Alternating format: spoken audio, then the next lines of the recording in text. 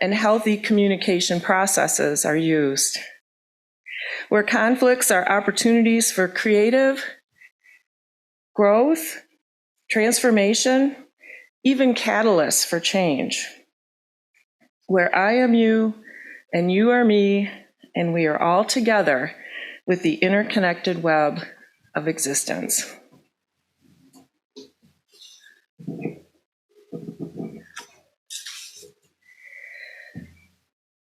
In her beloved poem, The Summer Day, Mary Oliver said, "I don't know exactly what a prayer is. I do know how to pay attention, how to fall down into the grass, and how to kneel in the grass, how to be idle and blessed, how to stroll through the fields, which is what I've been doing all day. Tell me, what else should I have done? Doesn't everything die at last and too soon? Tell me, what is it you plan to do with your one wild and precious life?" Mary Oliver tells us in this poem to pay attention to the things in our lives that matter the most to us, and to devote our time and resources to those things, because it's those things that give our lives purpose. Author and spiritualist Parker Palmer advises, "Before you tell your life what you intend to do with it, listen for what it intends to do with you.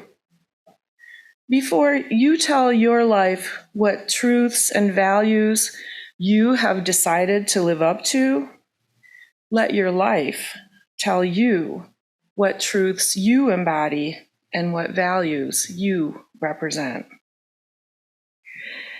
Today, Reverend Jim will talk about generosity as a portal to another dimension. We are entering into Buff's annual season of pledging, a time for assessing, dreaming, visioning, planning, and giving. What does our congregation wish to do with its one precious life? How will we as members support the work of this congregation? What will that feel like? What truths do we as a congregation embody? And what values does the work of this congregation represent? What does that look like? May our music and messages today prepare and lift us for the next year of our one precious life together. Okay, I got this online. The ember of hope and love set ablaze. What if sometimes it is not about a light in the darkness? What if sometimes it's about sparking potential into possibility and possibility into existence? What if sometimes the flame that burns in our chalice of our faith is nothing less than the ember of hope and everything more than the love set ablaze? What if sometimes all we need to do is follow this flame, one among scores, hundreds, thousands of steadily flickering flames across the land and among so many peoples on the way to justice and into the land of peace? What if we dare to kindle that chalice? So now it's time for our ingathering. So this morning we invite those who find this religious community meaningful to come forward and be ingathered as new members of Berean Unitarian Universalist Fellowship. Well, those who are joining Buff as new members today, please come forward and just kind of line up right there.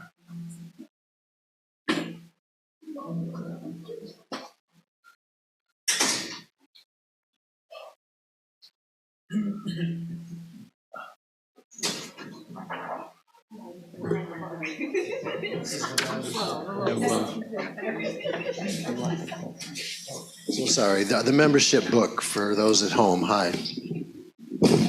Hi, folks.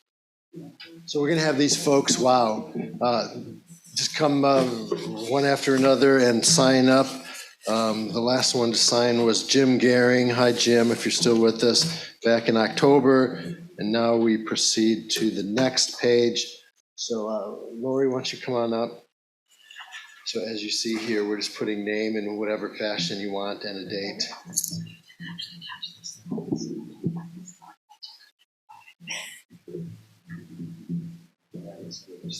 Move to the other side as we do that.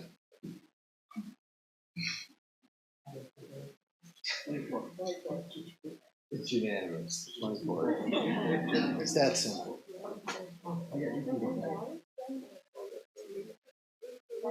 No, let's stay over this Ignore side. Harvey. Thank you. Scott, come on up.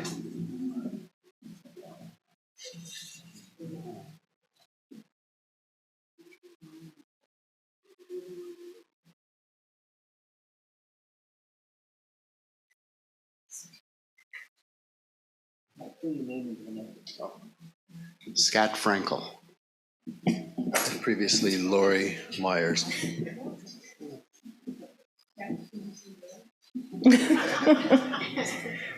Scott was not previously Lori, no.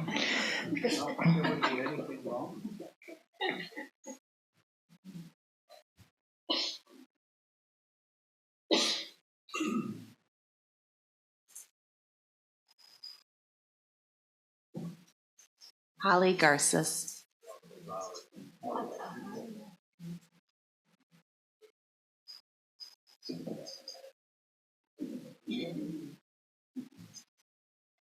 If you would remain standing.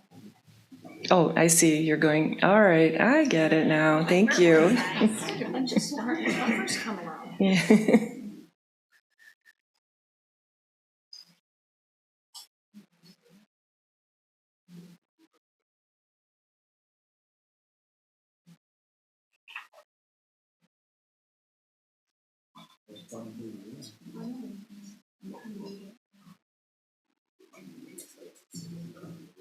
Crystal Bartlett.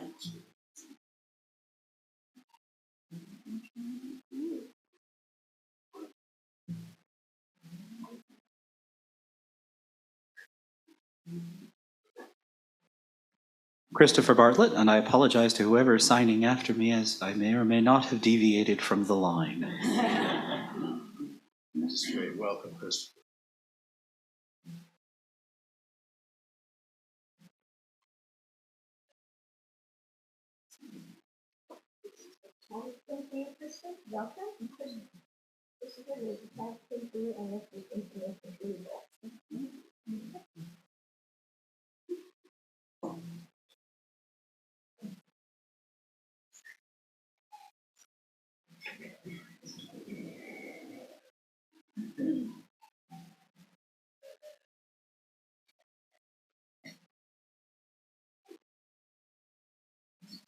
Dan Schaefer.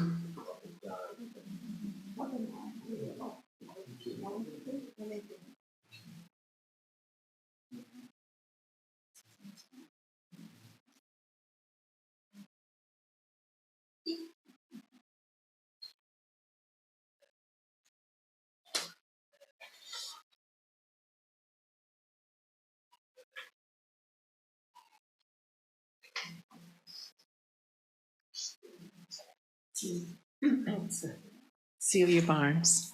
Welcome, Celia.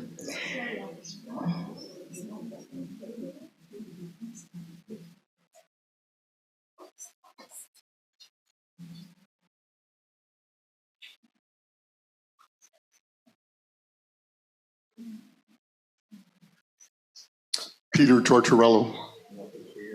Welcome.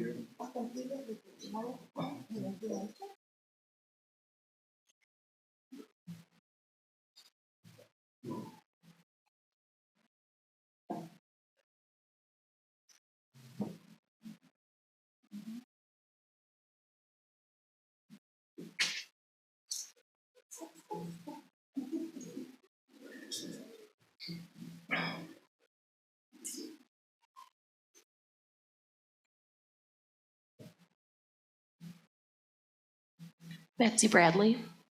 Michael Bradley.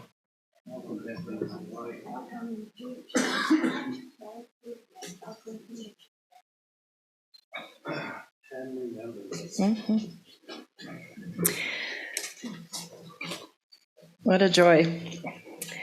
In becoming a member of this fellowship, you are accepting responsibility for its welfare. We work together, so don't be afraid. You understand this community thrives only with everyone's dedication of time, talents, and financial support. You commit to membership today, knowing that as you contribute to the life of this community, you affirm your lives within it. Being so moved, please affirm Buff's new member covenant by repeating after me. I come today as a seeker, searching for affirmation and a fuller sense of belonging.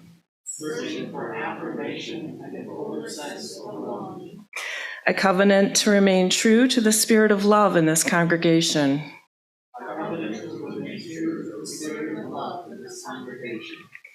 To the principles of faith that are honored here. And to the dedication of those who have come before me. I seek your welcome as I join you in this faith. And now, on behalf of the congregation, Diane, would you come to the podium and she will read our ingathering covenant. On behalf of Buff, I welcome you. New members, we welcome you as once we were welcomed ourselves. We commit to supporting you as you join us in this faith. We covenant to be caring and welcoming, respecting your inherent dignity and your ideas and your visions.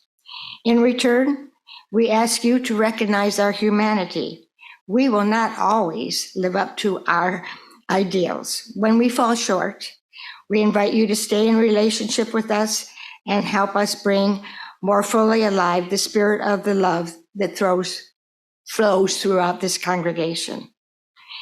Congregation, do you affirm this covenant? We do. We do. Welcome, everybody. I have stories to tell about Lisa and this church and how much she has meant to it and to me. So someday, if you get me in the right mood, I may. So, this sermon is dedicated to the notion that the cultivation within ourselves of a spirit of generosity is a powerful spiritual practice that can help us live greater lives and do real and lasting good. Generosity with the practice, along with the practice of compassion and the practice of gratitude, are really the big three of spirituality for most Unitarian Universalists.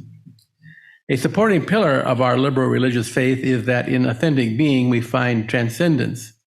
Paraphrasing Ralph Waldo Emerson, being a self transcends the self.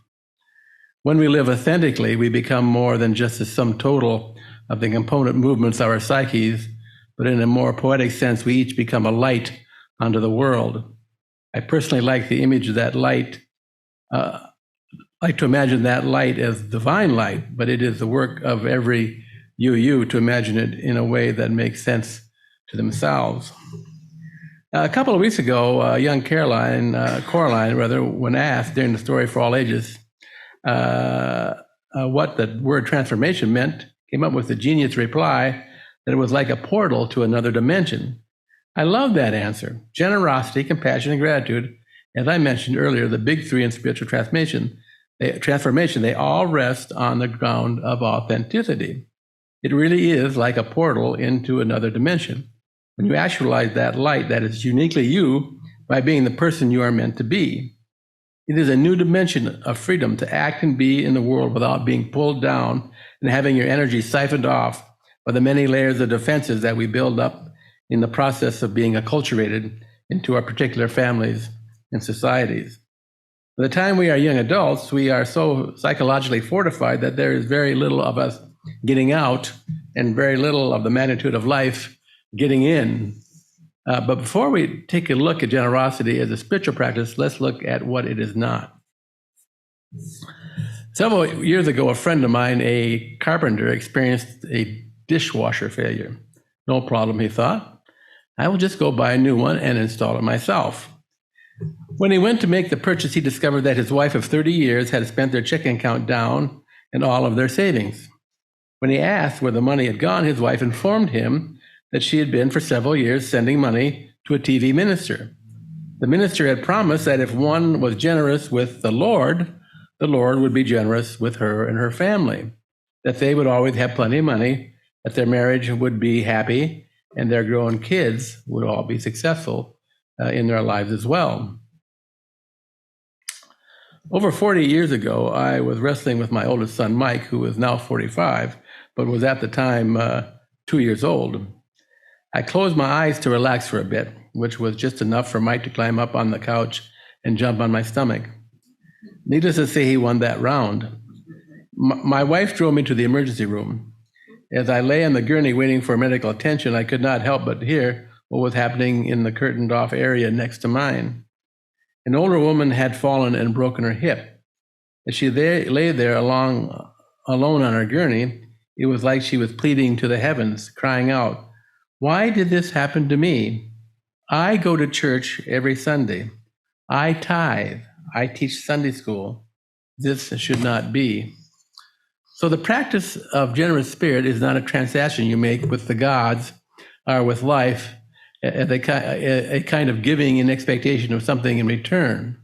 If you are giving because you expect that suffering will be eliminated, you are mistaken. Sometimes suffering is required in a successful life. Transactional giving is, in my opinion, just another battlement in our defensive structures in which we reinforce our inner fortresses that keep us contained and unrealized, as well as keeping the glory of life out. By way of footnote on the topic of some suffering is required, this last Friday on a flight from Nevada to Chicago, my seatmate was a young man who was contemplating asking his girlfriend to marry him. We literally talked for 3 hours. He was sure she would say yes, but was having a problem with cold feet. He asked me if I had any advice because he wanted to avoid divorce, because divorce had been in both his family and in his girlfriend's family. I responded, "Your marriage will almost certainly be successful if you are willing to suffer." That, however, is another sermon, and I'm not being flippant about that.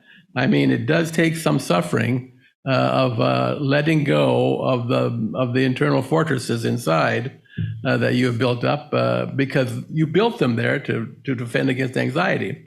And one thing that is very true about the partner you married, they can have almost always have the capacity to cause maximum anxiety. So that's why marriage is such a maturing kind of affair. Did anyone here who's been married a long time disagree with that statement? Oh, okay. By way of footnote, I already did that. Enough of what generosity does not look like. What does it look like? I've told the story before, but it is a good one, so I will tell it again. In my misspent youth, I learned how to fly an airplane and acquired a pilot's license. An important part of pilot training is learning what to do when your airplane stalls. A stall is when the wings of the airplane stop creating lift. The plane then becomes something like a falling leaf. It is very frightening when this happens. So it came time in my training to learn how to recover from a stall. After I flew to a safe altitude, the instructor had me put the plane into a stall by reducing my airspeed and increasing my angle of attack, my angle with the horizon. The airplane stalled nicely. My instructor then folded his arms across his chest and waited for me to recover the airplane from the stall. The airplane I was flying was an easy-to-fly trainer that will actually recover from a stall by just taking one's hands and feet off the control. I knew this. I had been told this many times. But there's just something about being in an airplane that has fallen like a fluttering leaf that makes one want to grab the controls. So I grabbed the controls. And the more I tried to right the airplane, the worse the leaf motion became. Now, it takes a while for an airplane to fall from over 2 miles in altitude. I'd already burned up half that when my instructor's arms still folded across his chest calmly said, "I did not think that cup of coffee I had before the flight would be my last." It will be my last if you don't let go of the controls and let the airplane start to fly itself. I let go of the controls, and sure enough, the airplane recovered nicely, and my instructor and I lived to fly another day. By way of footnote, my instructor that day was an old Cold Warrior who flew as a weapons officer on the F-89, if you are familiar with that airplane. Kind of looks like a cross between a turkey and a brick, but it was our main line of defense back in the 70s. Before we go any further, I should define generosity. Generosity is the capacity to give yourself, your time, your money, your you into the world in a spirit of love. One thing is a cinch. You cannot give yourself into the world if you are locked away in your own personal fortress of repression, denial, and an unwillingness to suffer. You cannot give of yourself if you have life in a death grip requiring outcomes you like so you do not have to suffer the anxiety of growth and change. Generosity is the key that lowers the fortress drawbridges of our defenses. Generosity allows us to walk free, and most importantly, generosity helps us to turn towards and be informed by the light that shines in each of us. Think of the song we sang as we started this morning. Joseph Campbell, how many people here know who Joseph Campbell is? Oh my gosh. That's great. Joseph Campbell, the great student of mythology, used an image I really like. You are the light. Your light is not there to protect the light bulb. Your light is there to illumine the world. This, I think, is the very definition of generosity. To let your light shine into the world through the vehicle of your time, money, talent, wisdom, and creativity. This is where I must issue a warning. Everyone's light is unique, and not every gift will be well received. Actually, I have some considerable experience in that as I was trying to become ordained in the United Methodist Church. Strangely, the people that had to decide whether I would be ordained or not did not think I should be ordained because they didn't think I was a Christian, which I kind of was, you know. But at any rate, I made it through the process and was eventually ordained thanks to a friend on the committee. So there is everyone's light is not the same.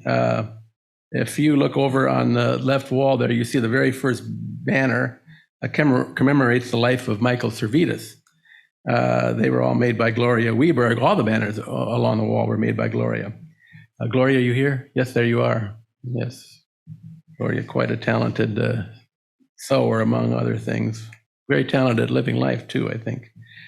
We consider Servetus to be a founding parent of our religion. In 1553 in Geneva, Michael Servetus was burned at the stake over a burning pyre of his books. How many people have written books here?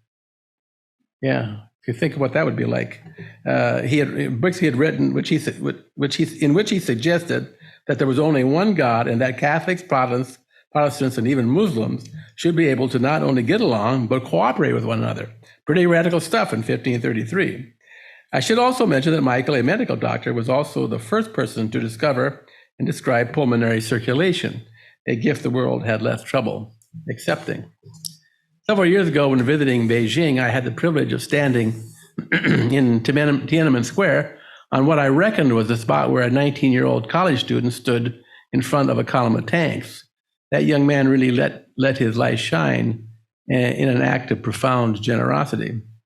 The point is that we do not really know how the light of life will shine in us because it just comes out of the void, or comes out of our unconscious, or comes from the Holy Spirit, or comes from God, or whatever, or comes from life, or the goddess, whatever you want to call it, because it just comes.